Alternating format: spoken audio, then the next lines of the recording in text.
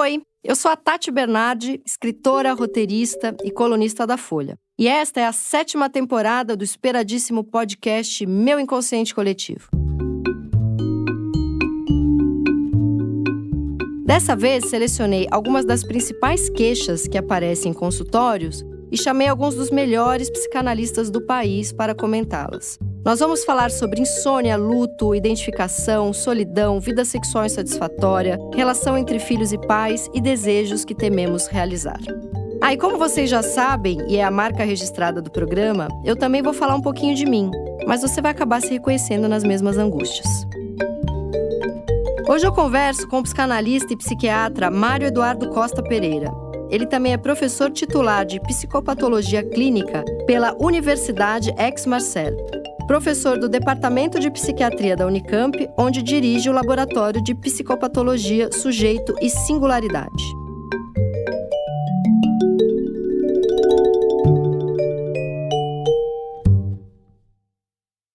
Bom, estou aqui para a minha sessão, entrevista/sessão do dia com Mário Eduardo Costa Pereira. E a gente vai falar sobre sono, porque ele tem um livro maravilhoso que é muito engraçado, porque eu comecei a ler o livro nessa noite, antes de vir pra cá, né, nessa última noite. E quase eu não dormi, porque o livro é tão bom que eu não quis dormir. E é um livro sobre pessoas que não dormem, justamente. Quero ler um trecho aqui do seu livro que eu selecionei para ler, que é muito bom. O homem atual parece não conseguir mais se desligar, se desconectar dos apelos incessantes do mundo, as mídias eletrônicas, as redes sociais, as notícias 24 horas, a necessidade de estar ligado e vigilante o tempo todo. Apelos para que se mantenha as luzes acesas, a conexão nas redes, o ego funcionando como senhor racional e incansável da vida mundana.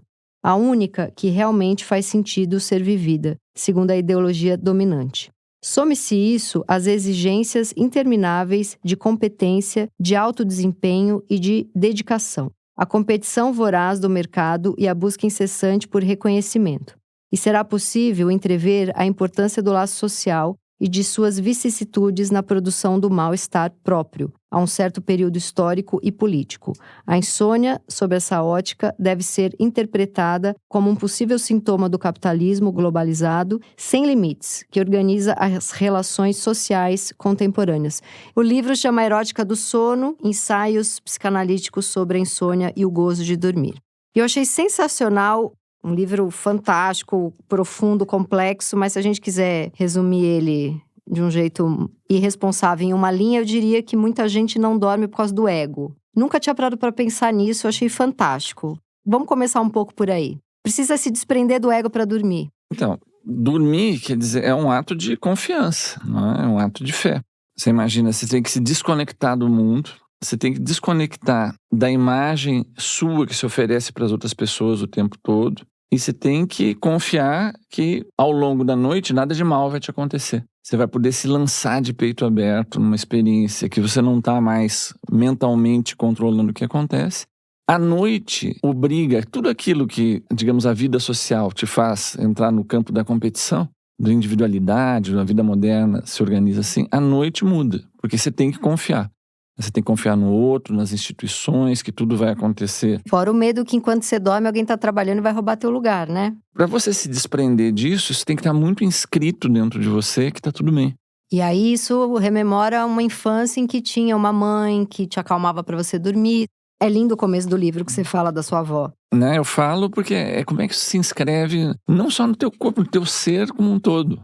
Por isso que é uma erótica do sono. É uma experiência amorosa. Você consegue ter a matriz para dormir em paz se está inscrito em você. Está tudo bem, que você pode descansar, você pode desconectar. Não precisa ficar persecutório. Não precisa ficar persecutório. Se lança, pode ir de peito aberto, se lançar de corpo inteiro. Tem todos os rituais que são, no fundo, rituais amorosos, tranquilizadores, repousantes e que transmitem, está tudo bem. Por exemplo, o acalanto, a cantiga de ninar. Na nossa cultura tem o cafuné, tem o embalar, tem o ambiente que vai sendo criado para o bebê conseguir entrar no sono de uma maneira tranquila. Tem uma inscrição, digamos, profunda, não só o bebê. Eu conto coisas já da minha vida de criança e tudo mais, que você tem esse contato com o outro, com o corpo do outro. Tem uma espécie de universal no acalanto. Né? O acalanto tem uma estrutura melódica e harmônica que é mais ou menos universal. Ele tem que ser muito previsível, né? O desdobramento da sequência harmônica e musical. Tem que poder antecipar como é que vai se resolver a frase musical de uma maneira suave, tranquila. Não tem síncope, não tem bossa nova. Tem um certo ritmo ali. Não tem jazz no acalanto. Ela é muito previsível. Em geral, as letras são terríveis, né? Em todas as culturas são terríveis. É como se fosse uma espécie de filtro. Que aquele que sustenta para a criança que está tudo bem, como se ele resgatasse nele próprio os seus terrores, os terrores do mundo, os enigmas da noite, ficam nele, ele revive tudo aquilo, mas o que é filtrado, que passa para a criança, e essa experiência, mamãe está aqui, fica tranquilo. Mas as cantigas têm letras terríveis. Tem letras terríveis. Então, peraí, o que acalma é que aquele ronronar da cantiga tem um certo ritmo que não traz nenhuma emoção, mas a letra tá trazendo uma emoção ruim, de medo. Traz para quem canta. Não é? Porque a criança tá só num… Tá tipo na professora do Snoopy ali. Exatamente. Não, mas você imagina, do ponto de vista de quem acalanta, desse que faz essa função, vamos dizer assim, essa função materna na nossa cultura, e ele se defronta com a vida, com a história dele. Então é isso, então não tem nenhuma proteção de verdade da noite, da escuridão. A garantia sou eu. Entendi. Eu tô mentindo pra aquele neném que tá tudo bem, e todo o problema do mundo eu tô pra justamente peneirar e não chegar na criança, eu tô assumindo pra mim. Que foi o que fizeram comigo. Eu acreditei que isso aqui tinha chão, que tinha continuidade, que tinha proteção, que tá tudo certo, que vai correr tudo bem. E a garantia é só que tem uma mãe… Você tá falando uma coisa muito interessante, porque eu faço minha filha dormir na metade da semana que ela tá comigo, e é sempre um momento assim… Eu até falei isso pro meu analista, é quase a segunda análise da semana. Porque enquanto eu tô ali com ela, e ela ainda não tá num sono muito profundo, e eu tô ali… O que eu penso na minha vida, nos meus problemas, naquele escurinho do quarto dela… Agora você falou um negócio que eu entendi. Esse momento em que eu tenho que acalmar uma criança de 5 anos, que é um serzinho em estado bruto, é um momento em que vem muito à tona as minhas angústias também. Por que isso, hein? Porque é uma espécie de hora da verdade aquilo ali. A gente começou pela questão do ego. A gente vai tirar o ego de cena, você vai mergulhar com o teu corpo, com o teu ser, que você vai se abandonar essa experiência de dormir, de sonhar. E no primeiro momento isso foi possível porque tinha alguém que filtrava isso. Mas do ponto de vista da criança, o mundo é assim, ele é tranquilo, ele é em paz. Eu posso dormir que nada de ruim vai acontecer. Nada vai acontecer. Por quê? Porque é assim. Porque minha mãe me protege também. Se tudo corre bem, você esquece da mãe. Não é porque é a mãe, é porque tá tudo bem. E tem uma frase que a gente fala muito, né? Saudade de dormir como eu dormia quando eu era criança. O adulto nunca mais dorme, né? Depois que você se torna mãe, pai, então, aí que não dorme mesmo. Porque tem sempre uma tensão. Se esse dispositivo funciona bem já desde a infância, nem sempre funciona. Tem criança que dorme mal.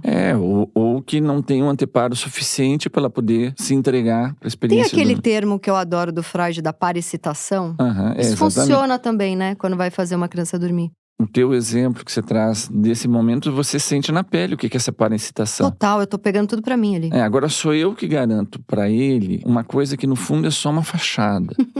É que tá tudo certo, tá tudo bem, tá tudo garantido, esquece, vai… Como é que faz? Quando a gente vira adulto e sabe que essa fachada aí não opera, a gente sabe como que é a vida, como faz pra dormir? Porque na infância a gente dormiu enganado. E aí quando a gente já sabe como funciona a vida e o mundo, como dorme? Então, é esse momento de corte, né? Quando você vê… E esse momento maior é quando você está embalando o outro, fica bem claro que a garantia é só uma garantia humana ali, não é uma garantia transcendental. Né? Você é o fiador do mundo, dessa habilidade das coisas. A descoberta disso tem que ser algo que seja tolerável para a criança, num ritmo tolerável. Tem uma famosa música do antigo Cat Stevens, o atual Youssef, que todo mundo gravou, que chamava The First Cut is the Deepest. Né? O primeiro corte é o mais profundo. Um dos primeiros cortes é esse, quando o sujeito descobre que tem um fiador do mundo para ele. Parecia que o mundo estava tudo bem e depois ele começa a ver que era apenas uma contingência feliz, garantida por alguém que é só um humano e que a continuidade disso, eu vou ter que fazer a minha parte, não é? A cultura… Mas daí você não introjeta esse amor que você teve na infância, esse acalanto, esse Você não introjeta isso e você mesmo faz a sua criança dormir? Exatamente. Então, não é apenas que você... Porque a gente introjeta a lei, por que não introjeta... Mas sem dúvida. Introjeta. Eu diria assim, mais do que simplesmente introjetar, é moldado corporalmente, espiritualmente, emocionalmente, a partir dessas experiências fundadoras. Por isso tem tanta gente que reza antes de dormir.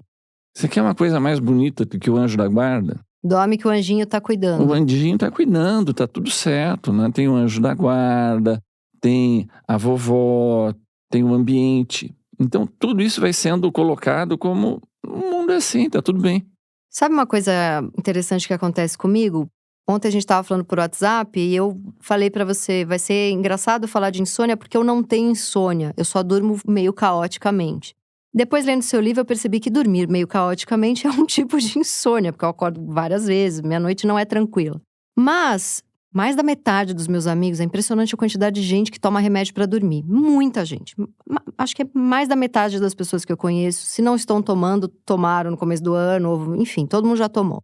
E eu, apesar de tomar antidepressivo, porque, enfim, sou muito ansiosa, também tenho um pouquinho de depressão, eu nunca precisei de remédio pra dormir, nunca. Mas, de uns 10 anos pra cá, o tipo de sono que eu tenho, na verdade, eu até falei isso para um psiquiatra meu, que ele perguntou, dorme bem? Eu falei, durmo. Ele falou, nossa, isso aí já te colocou no 1% das pessoas com ansiedade, porque o que mais aparece aqui pra mim é ansioso que não dorme. E eu lembro de ter falado pra ele uma coisa assim, mas não é que eu durmo. Eu tô tão exausta que eu entro numa espécie de… eu desligo, eu apago. Não é que é…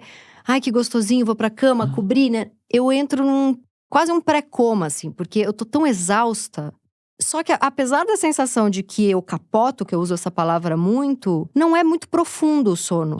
É quase como se eu tivesse assim… nossa, eu me desmaiei, sabe? De tão cansada.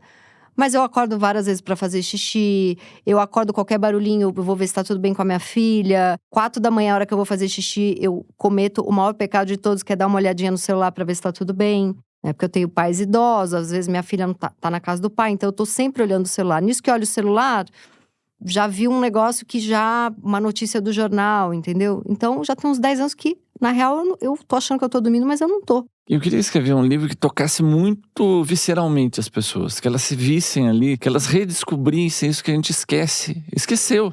Que o sono é uma experiência gostosa, prazerosa, erótica, amorosa.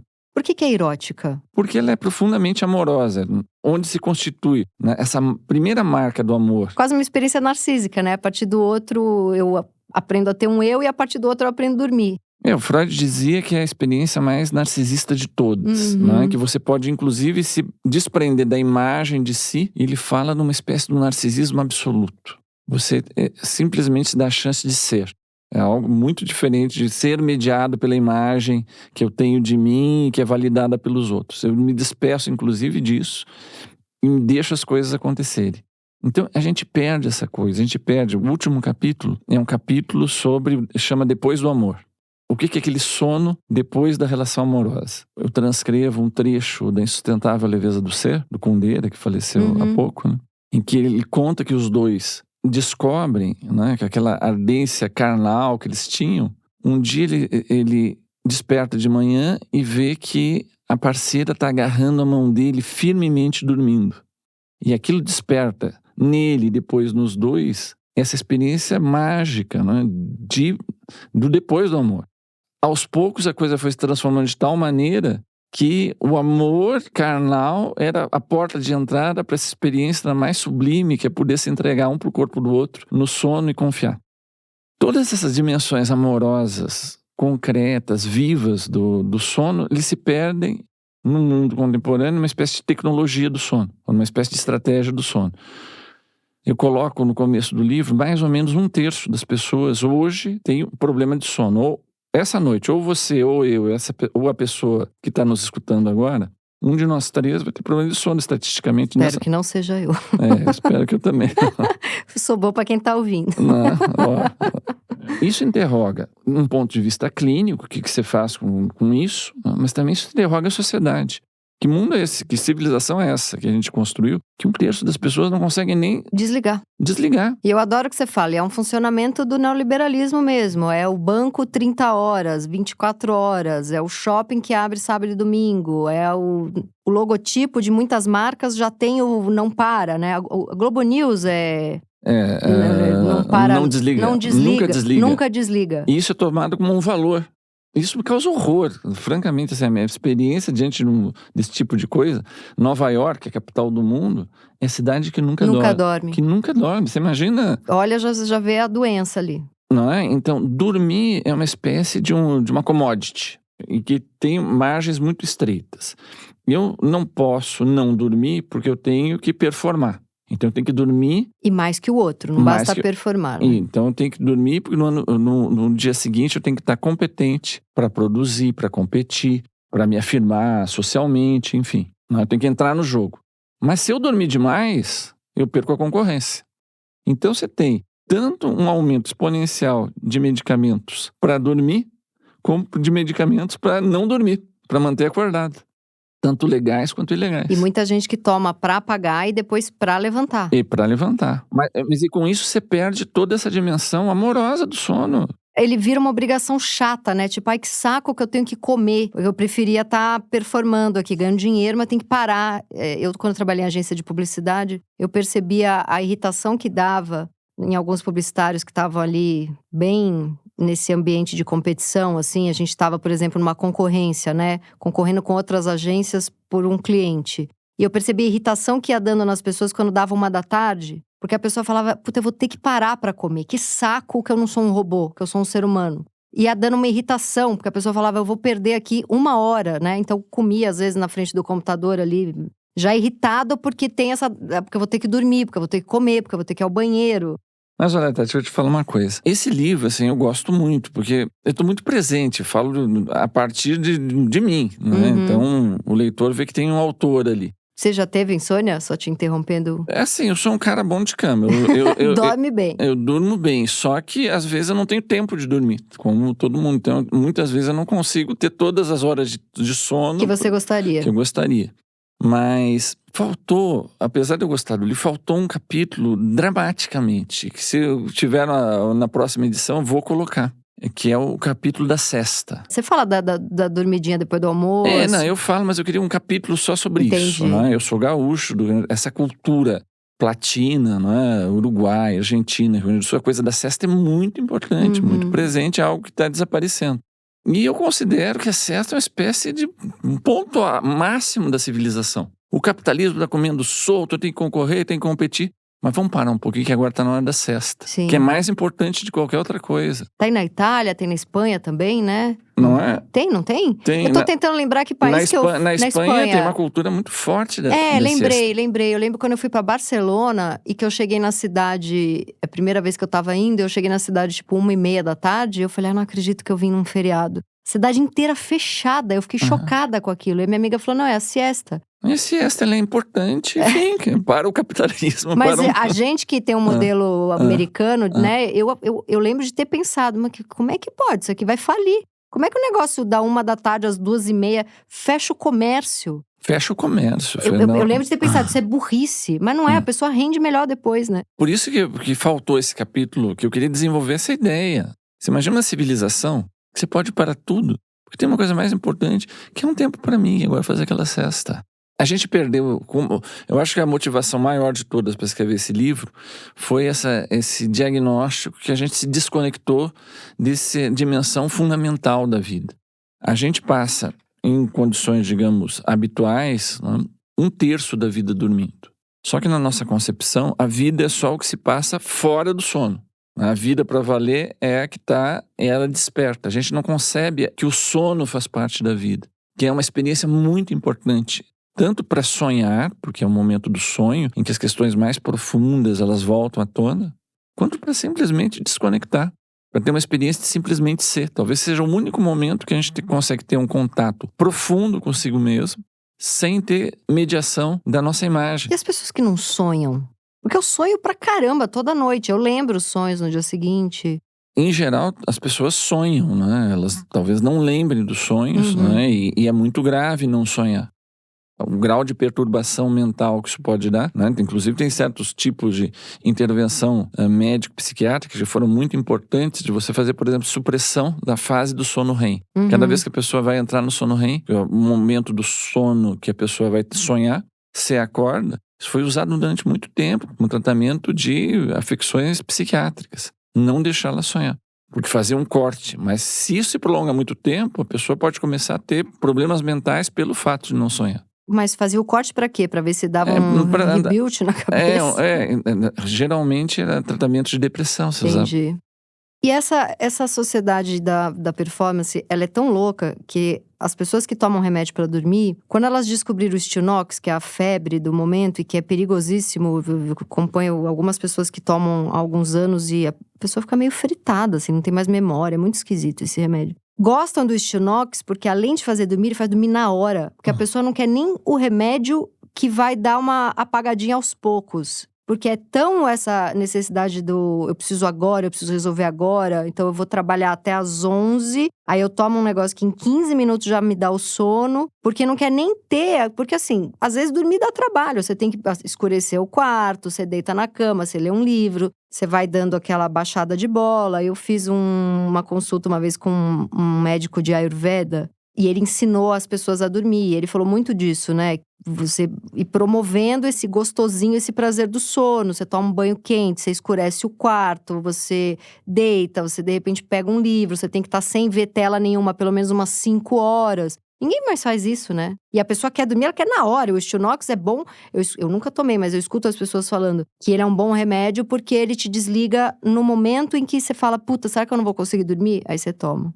A hora de dormir, a gente tinha começado a falar isso um pouco. Tem um efeito de hora da verdade. Mas uma hora da verdade radical. Nossa, a minha filha, ela passa o dia inteiro brincando de coisas leves. Na hora que ela deita na cama, ela começa. Morre, vai pra onde? O que é cremação? Se a pessoa morre, a gente nunca mais encontra. É na hora de dormir. Você imagina o que é encarar a noite. Eu coloco vários exemplos da noite aí, na literatura, no teatro, no Shakespeare, né? Uhum. O Henrique Quinto tem uma cena que é brutal, eu acho, na verdade dela, né?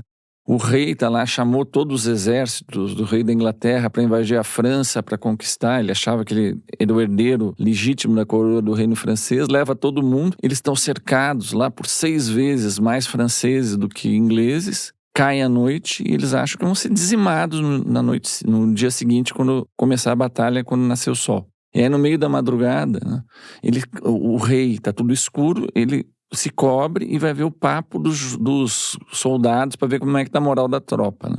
E aí ele ouve o papo assim: não, eu provavelmente vou morrer amanhã, mas se eu morrer eu vou pro céu. Fiz o que o rei mandou. O rei representa Deus aqui na terra. Ele disse que era justa essa luta, mas na hora de H, é ele que vai ter que se entender com Deus se foi justo ou não foi justo. Quem sofreu dores aqui, o rei tem que se entender com Deus. E depois de um certo tempo, o rei sai perturbado daquilo. E no meio da madrugada, aí acontece uma coisa super engraçada, mais trágica, né? Porque tá todo mundo esperando amanhecer para provavelmente ser massacrado no dia seguinte. Então, quem é que tá acordado? Só os sentinelas, e o único insônia é o rei. E os outros que iam morrer estavam dormindo tranquilão. E por quê? Aí ele começa a fazer um solilóquio. E ele conversa com a noite, ele conversa com as estrelas. E ele diz assim, né? O que garante o sono deles é que eu digo para eles, como se eu fosse no lugar de Deus, qual é o caminho certo para seguir. Mas a minha insônia é que eu pergunto para as estrelas e elas não dizem nada, elas permanecem em silêncio. E ele diz assim, é apenas para mim que cabe escutar o silêncio das estrelas da noite horrenda. A gente filtra a noite horrenda. Por que eu estou dizendo isso? Durante o dia, nós estamos poupados de olhar o que é. A gente está funcionando. A gente tem uma coisa que é a realidade. A realidade nos permite filtrar, não ter que ficar o tempo todo pensando qual é o sentido disso daqui, por que eu pergunto para as estrelas não vem resposta nenhuma. Qual é o sentido dessa imensidão toda, o que está aqui na... Tudo isso é uma espécie de momento da hora da verdade, que quando você se desconecta da realidade, a questão se coloca. Tem gente que não suporta isso, porque é tão perturbador o tipo de relação com o vazio, com a falta de sentido, com as coisas do passado que não estavam resolvidas. Culpas e... Não é? Tem um compositor lá da minha terra, em Lisboa, que é todo mundo que é da minha geração, até hoje, né? Uma pessoa muito importante. Ele tem uma música que ele tem um verso que ele diz assim: a realidade não me engana. Eu acho que acontece muito isso na noite. Não é? É que você se dá conta, não é, que a realidade era um filtro. Não é? Era um anteparo. Quando você falou lá dos pares e citações, era um anteparo. Tendo que me ocupar dos problemas da vida, da gestão das coisas. Então, muita gente toma remédio com desculpa a palavra errada, mas a angústia é tão insuportável à noite que a pessoa se medica. E não necessariamente é porque ela vai ter insônia. É porque ela não aguentou aquelas 2 horinhas em que ela pensa um pouco na vida pra depois ela dormir. É aquilo que ela talvez não aguente. Mas ela não tolera, ela não fica nessas 2 horinhas. Ela tá vendo lá o que nunca desliga, ele tá vendo a mensagem lá da rede social. Ah, entendi. Ela com medo de emburacar, ela se enche de tela, ela se enche de coisa pra fazer e por isso não dorme. Não é? Imagina o vazio que dá. Precisa ser castrado pra dormir. Então. A gente vive uma geração que ninguém quer ser castrado. Mas uma castração libertadora. Por isso que eu chamo numa erótica do sono. Isso não é um mal, isso é um bem. Não é? É realmente uma reconexão com aquilo que a gente tem de mais profundo. E tem muita gente que tem medo disso. O que vai encontrar nesse momento do sono? Que reencontros que ele vai fazer com as marcas do passado, com as questões que estão em aberto, com as decisões que ele não toma, com a falta de sentido última das coisas. Né? A gente vive num mundo que ele está codificado para você trabalhar com os problemas concretos. Né? Desde que você se poupe de olhar para a noite e as estrelas não te responderem nada. Tem vários elementos, eu coloco aqui, da teologia, da mística, de várias religiões, que tem a ver com o momento que Deus não responde. Não é? Tem um momento muito importante, né, na tradição cristã, que é a noite de sexta santa para o sábado, até a ressurreição, porque durante aquelas 48 horas o Cristo está morto e não ressuscitou. Não tem Deus, né? Não tem a estrela, não tem resposta. Não tem resposta e você nem sabe se terá. Tem muitas obras de arte desse momento do vazio do mundo. Né? Tem lá o cadáver do Cristo, que não ressuscitou. Eu não conseguia dormir, durante a pandemia eu não conseguia dormir. É claro, a coisa mais óbvia tô muito preocupada de ficar doente, da minha filha ficar, dos meus pais que são idosos pegarem e tal. Mas aí na terapia online, né, porque tava ali naquele lockdown profundo, eu cheguei a uma conclusão de que alguma coisa se quebrou em mim durante a pandemia, num sentido bem naive, assim, de Deus não existe, sabe? Olha a quantidade de gente que tá morrendo, e a gente nesse país com esse presidente que contra a vacina, e eu tava vendo uma amiga minha perder o pai e mãe. E pela primeira vez, eu tive uma sensação muito forte de que eu tinha tido filha, minha filha pequenininha, num mundo que não é regido por nada bom. A experiência de ter 4 anos o Bolsonaro deu também essa sensação de que nada bom nos rege e nos governa, né? E para além disso, acho que a pandemia, ela deu uma sensação de cadê Deus nessa hora? E eu não conseguia dormir, é exatamente o que você está falando. Porque a gente precisa acreditar em alguma coisa para dormir. Em uma passagem eu cito São João da Cruz, que é um grande místico da igreja. E o principal livro dele se chama justamente A Noite Obscura, que é uma espécie de um tratado de ascese, de como é que a gente pode vir a ter um contato verdadeiro, profundo com Deus. E ele diz que a noite obscura é o primeiro passo disso. Você está diante da noite obscura, e se você quiser encontrar Deus, o primeiro passo é você desistir de Deus. Acabou Deus, não tem a menor esperança em Deus. Não espero resposta, não espero nada. E ele precisa adentrar a noite escura, tendo apenas como orientação a luz que no seu coração ardia. Não é algo que vem de fora, não é um Deus que você espera. É só depois de desistir de Deus que ele tem alguma esperança de encontrar com Deus. Eu estudei em colégio católico, eu lembro de uma passagem que mexeu muito comigo, eu era pequenininha, tinha 7, 8 anos, que era aquela Bíblia bem traduzida para uma aula de criança, né, e que tinha uma pessoa que xingava a Deus e falava, você não existe, minha vida não melhora, você não existe, e que Deus dizia, se tá me xingando é porque acredita em mim. Era alguma coisa meio traduzida da Bíblia para criança. Eu lembro que aquilo me deu foi a primeira vez que eu senti uma coisa bonita naquela aula de catolicismo que eu não entendia muito porque que eu estava ali fazendo. Mas aquilo eu achei tão forte assim, então se eu tô duvidando e falando com ele que eu duvido é porque tem um Deus com quem eu converso. Naquele filme Paris, Texas, é impressionante aquela primeira cena, né? Que o personagem principal tá sozinho no deserto, quase sem água, e tem uma espécie de um blues terrível no fundo, que é uma versão de uma canção do começo do século passado americana, que chamava Cold Was the Ground, Dark Was the Night, né? O chão estava frio e a noite estava escura. uma espécie de um lamento de um negro americano da noite da sexta-feira, em que Deus estava morto, não havia ressuscitado, e o chão estava frio e a noite estava totalmente escura. Então isso é interessante, porque sem encarar isso, não há nenhuma esperança que, se você espera que Deus seja para te poupar disso, não há nenhuma chance, segundo, né, essa posição do São João da Cruz. Veja, eu não estou trazendo uma questão religiosa, eu estou trazendo uma reflexão de como é que é suportável a gente poder encarar a noite, a desconexão dessa realidade cotidiana, dos nossos deveres, das nossas ambições, dos nossos projetos. E não tem só a ver com dinheiro, né? Tem a ver com… A gente também vive esse momento em que… é muita informação, é muita coisa para saber, a gente tá sempre devendo.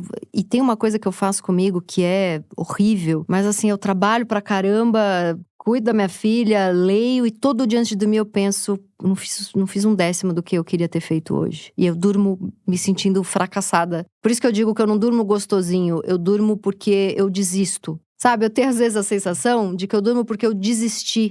E não porque eu embalei meu ego e falo, olha, eu existo, eu sou um eu que eu respeito, eu sou um eu que eu admiro, e agora eu vou abdicar disso pra me encontrar aqui no então, sono como você profundo. falou, chega um momento que desmaia. Ele é um desistir, ele não é um descansar. Que eu acho que tem a ver com isso de… Preferia não dormir, eu preferia estar usando esse tempo pra saber mais, pra trabalhar mais. Mas já que tem que… E depois que eu embalo, que eu durmo, eu não quero mais acordar. Às vezes eu tenho a impressão que poderia tranquilamente dormir por 20 horas, porque tá acumulado. Dormiria tranquilamente um fim de semana inteiro. Aí eu falo, puta, eu não acredito que eu vou ter que acordar. Agora que eu entrei em algum lugar que é tão difícil pra eu entrar, eu tenho que sair. Essa experiência, assim, revigorante, que você se sente mais conectado com você mesmo quando você sai do sono.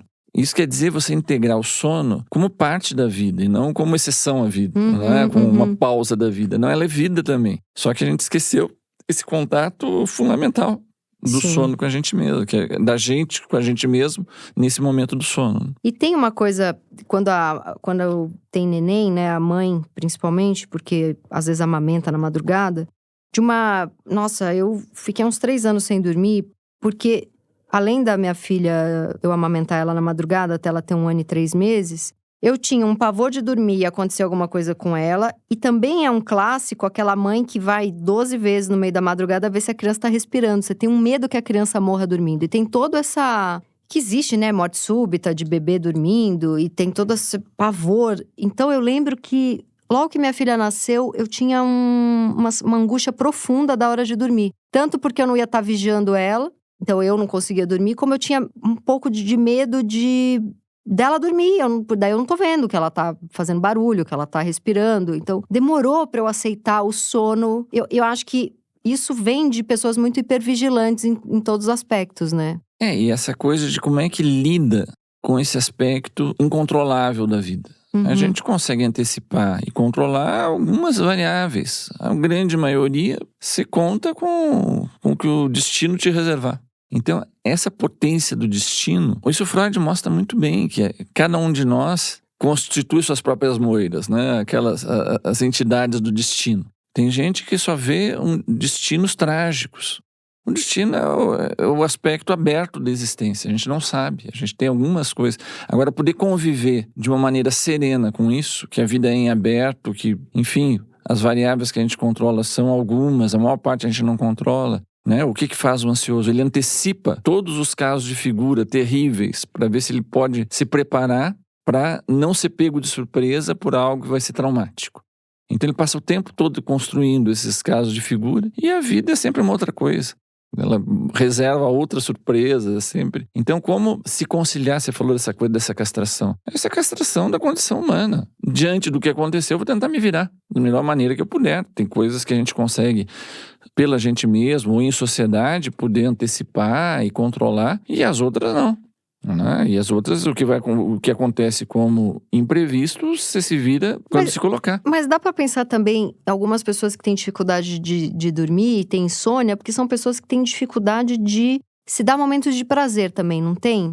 Dá pra pensar por aí? São aquelas pessoas que não conseguem tirar férias, não conseguem, sei lá, ir numa festa, encontrar amigos, elas não sentem que merecem ou ficam muito ansiosas e… Eu percebo, assim, um perfil de algumas pessoas que eu conheço que não conseguem, não suportam ou não acham que são merecedoras de momentos de prazeres e dormem muito mal e têm insônia.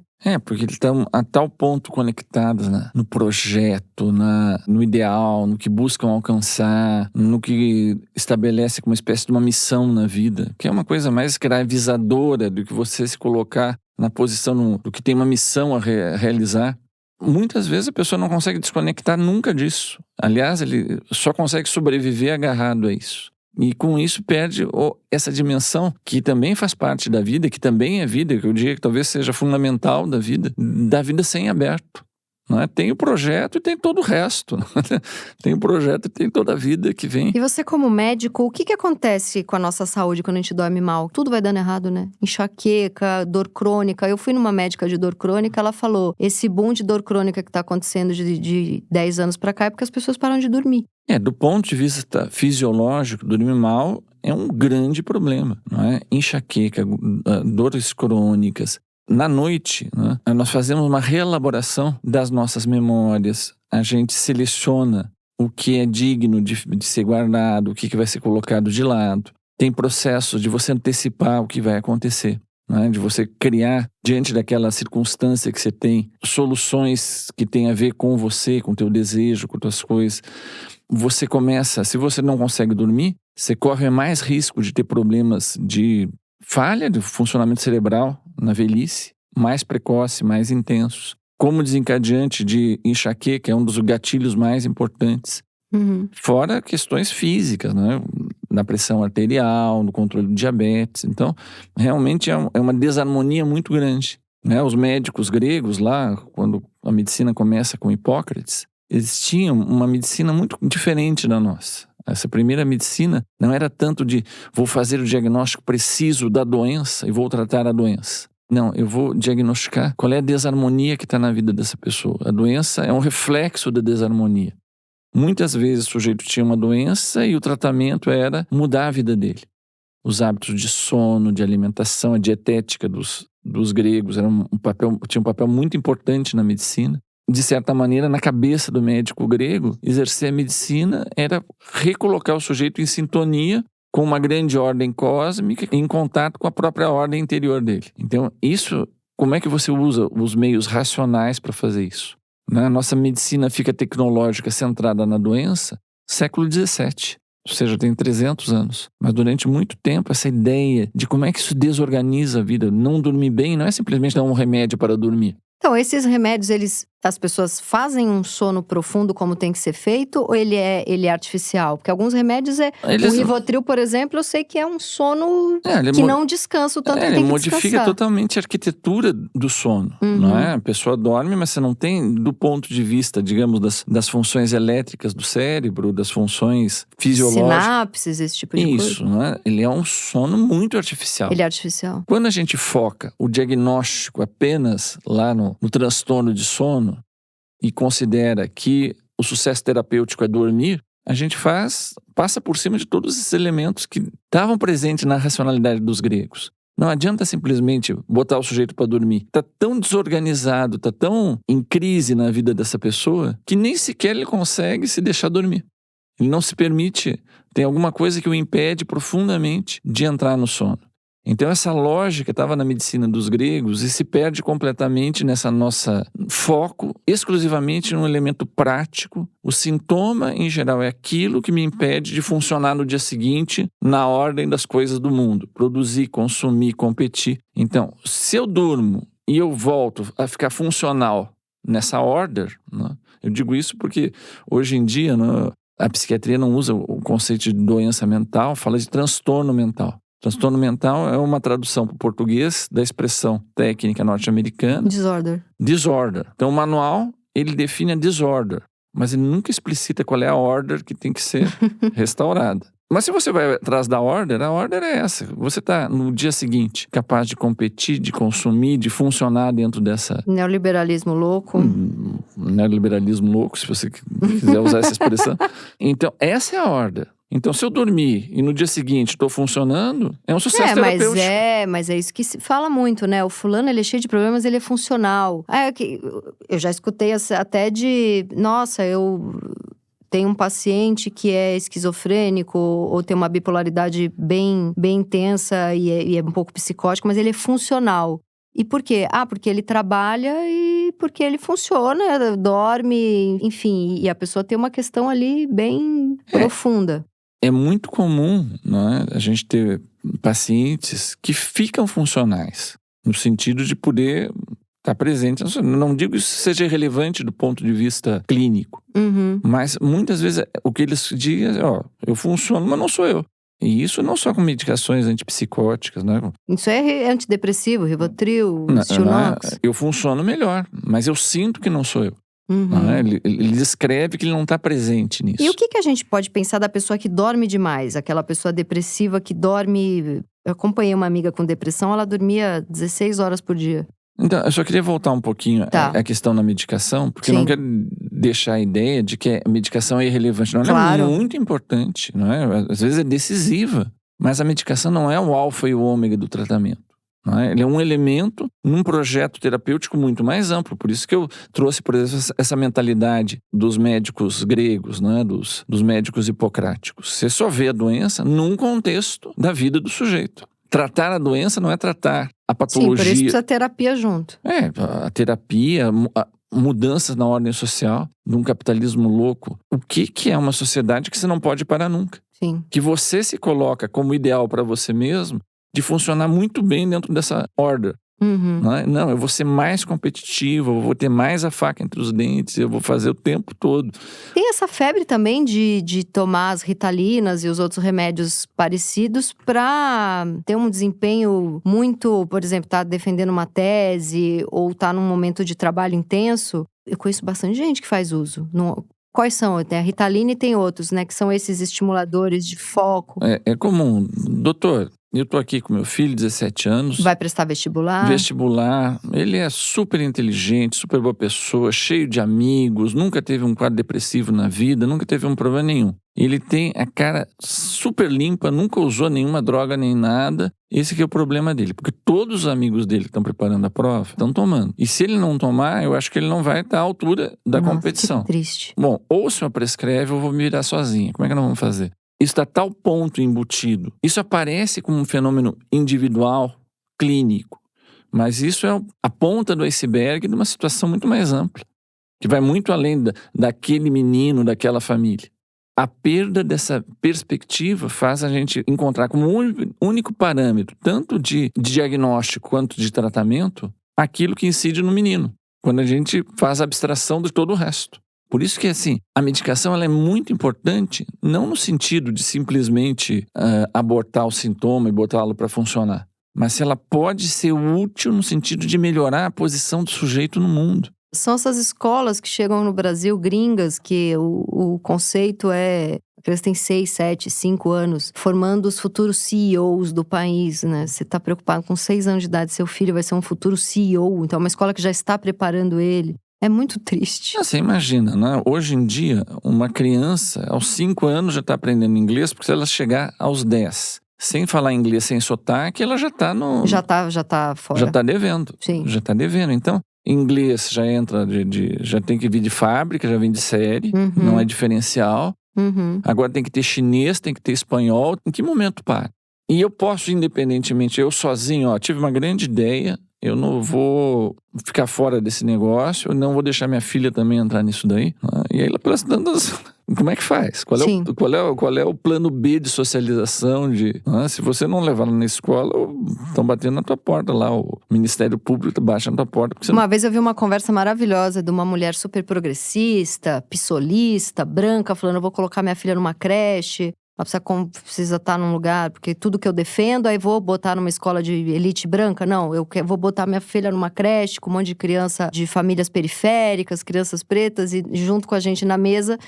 Tinha uma amiga nossa que é preta periférica e ela falou: bom, você é burra, né? Porque eu colocaria tranquilamente a minha filha na escola de elite, porque eu quero que minha filha tenha uma competição, né? E aí ficou esse embate das duas, eu achei muito interessante, porque é isso. Se meu filho não puder estar nessa competição, qual é o plano B? Qual é o plano B? Então, o tratamento tem uma coisa imediata. Será que o tratamento é só botar ele na competição?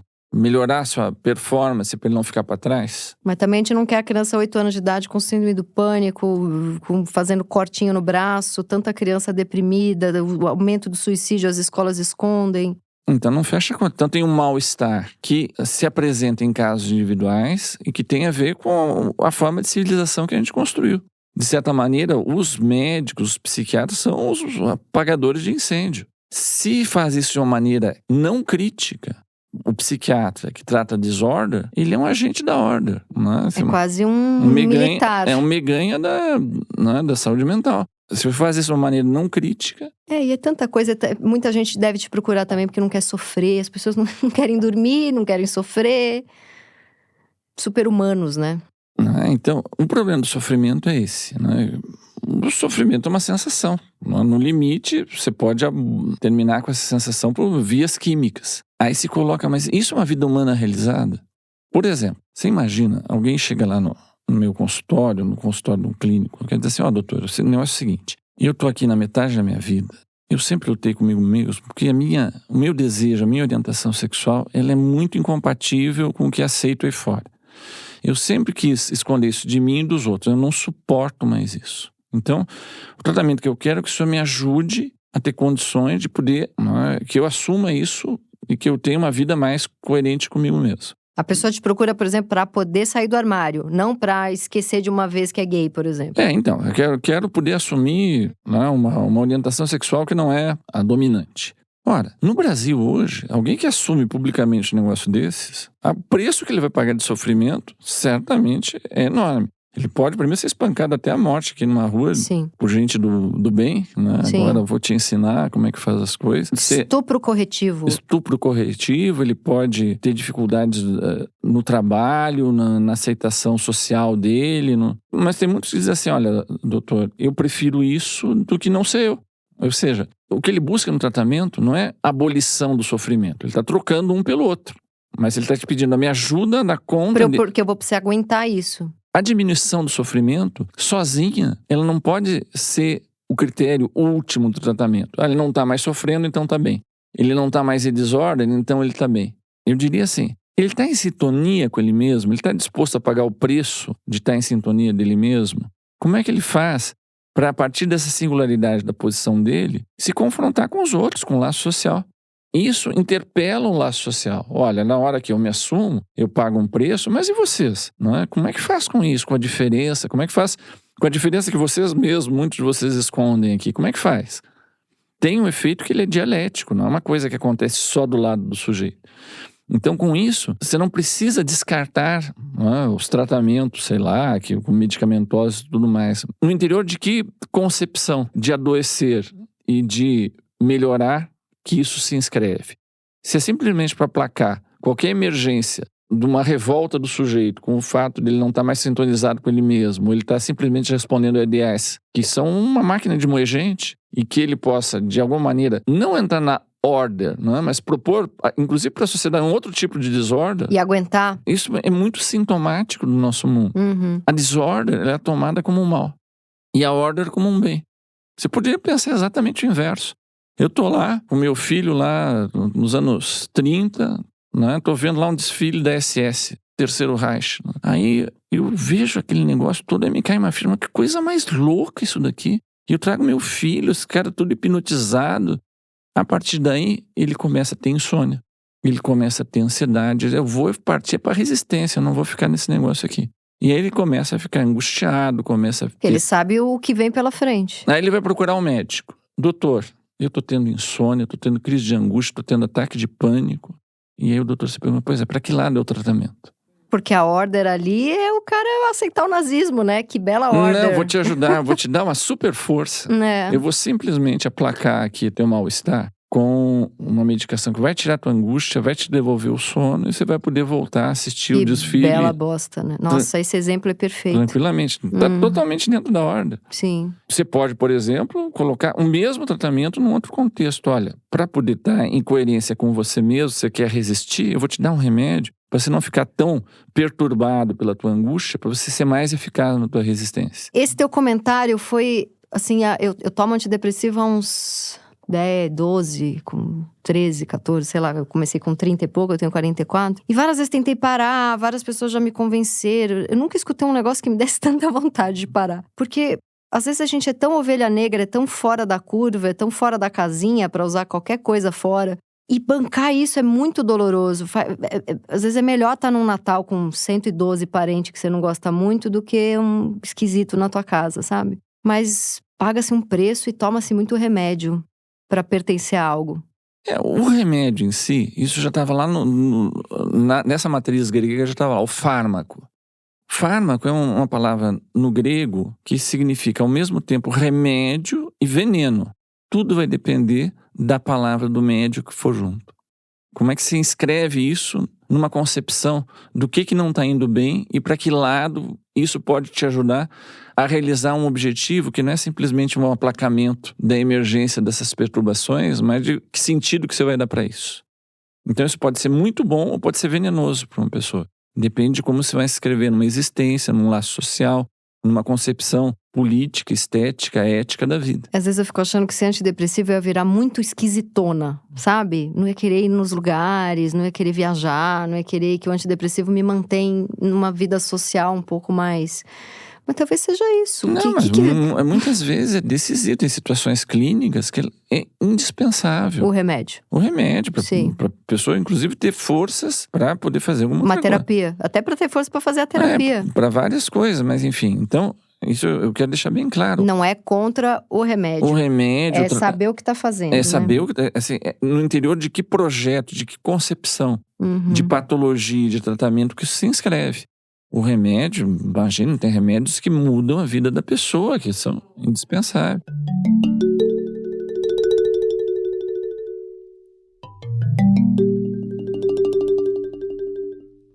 Quero ler um trecho aqui do seu livro que eu selecionei para ler, que é muito bom.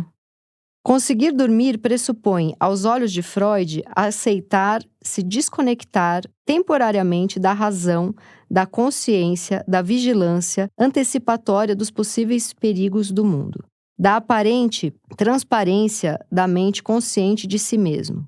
Dormir implica um ato de confiança, de entrega e de amor. Trata-se de consentir, existir de forma relativamente indefesa, segundo uma outra modalidade de existência. Em Hamlet, em Macbeth, por exemplo, os mais legítimos foram assassinados de forma covarde, justamente quando se entregavam, confiantes e indefesos ao sono.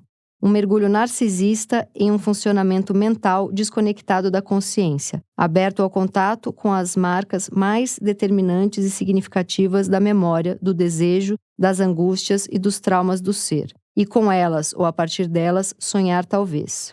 O sono comporta uma erótica própria, uma economia libidinal, não mais mediada pelo ego, que apenas se permite, durante algum tempo, gozar de ser, sem o risco de agir concretamente.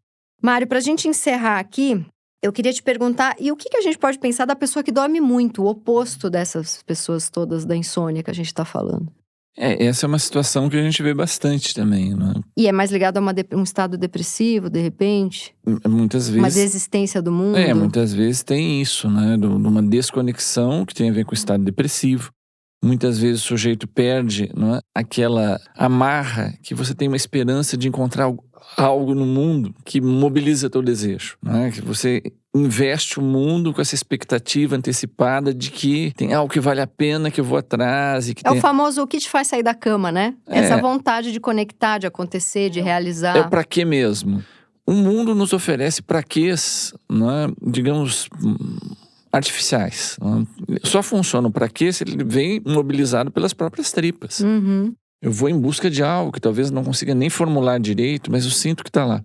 Quando isso se desconecta, o sujeito não tem por que sair da cama.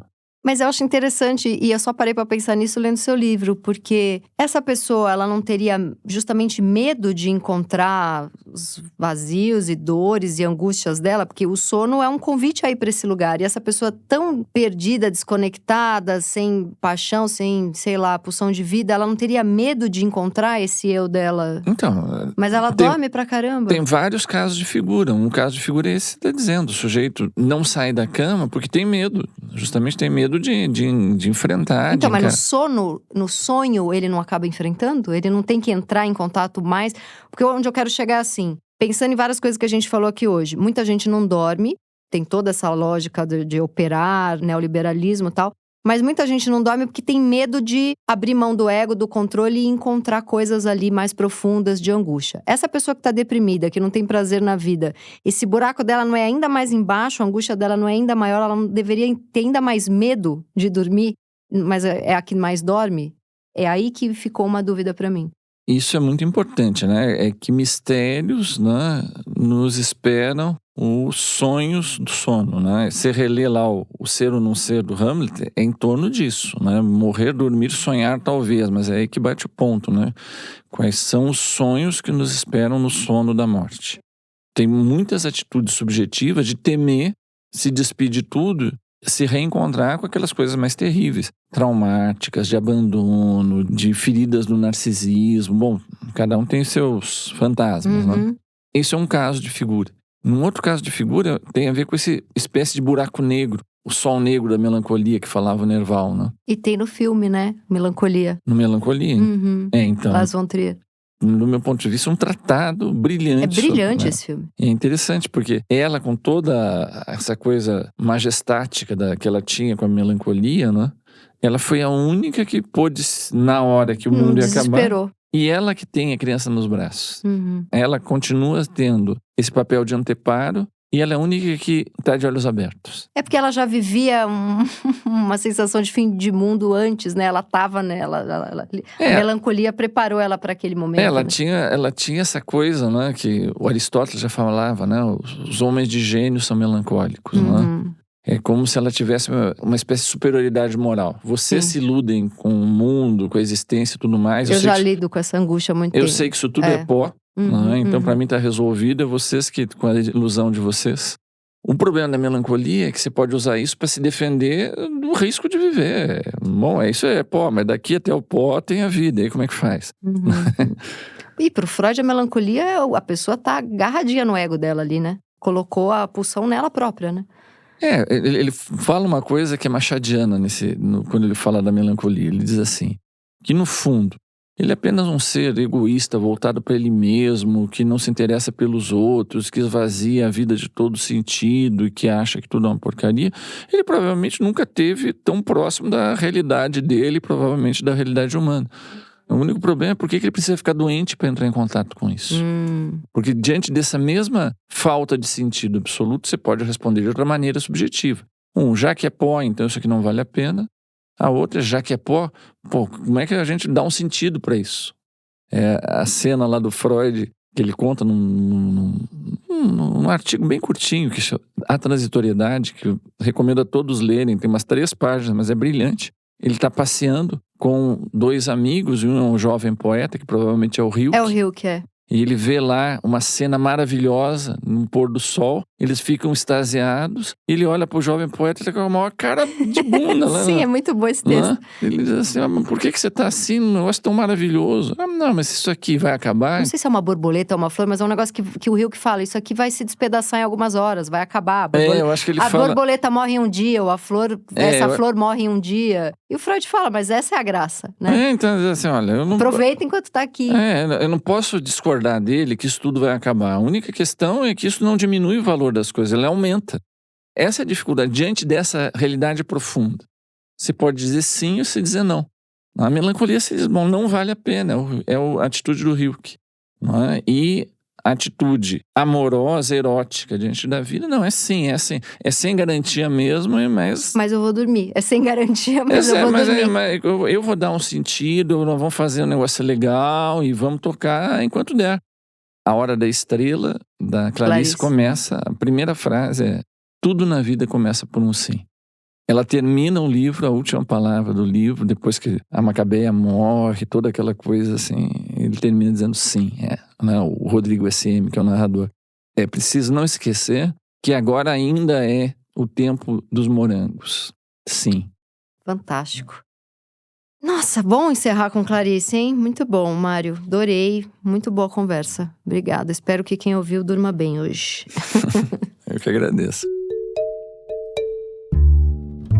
Este foi o Meu Inconsciente Coletivo, o podcast para onde a sua neurose sempre vai querer voltar.